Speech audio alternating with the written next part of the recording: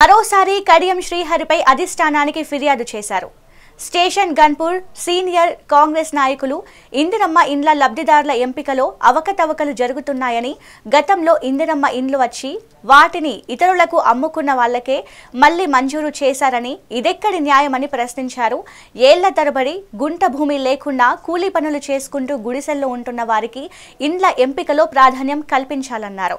అధికారులు క్షేత్రస్థాయి సర్వే ద్వారా పరిశీలించాకే లబ్ధిదారుల ఎంపిక చేసి వారికి పట్టాలు పంపిణీ చేసి చిత్తశుద్ధి చాటుకోవాలని డిమాండ్ చేశారు. గతంలో బీఆర్ఎస్ పార్టీలో పెత్తనం చెలాయించి పార్టీ మారి కాంగ్రెస్ పార్టీలో వచ్చిన కొత్త వారికే స్థానిక ఎమ్మెల్యే ప్రాధాన్యమిస్తూ వారి అనుచరులకే ఇందిరమ్మ ఇల్లు ఇప్పిస్తున్నారని ఆవేదన వ్యక్తం చేశారు. గతంలో కూడా స్థానిక ఎమ్మెల్యే కడియం శ్రీహరి పార్టీ మారి వచ్చిన వారికే వివిధ కమిటీలలో ప్రాధాన్యమిస్తూ కొన్ని సంవత్సరాలుగా కాంగ్రెస్ పార్టీ నమ్ముకొని ఉన్న కాంగ్రెస్ కార్యకర్తలను పట్టించుకోవడం లేదని ఆగ్రహం వ్యక్తం చేశారు.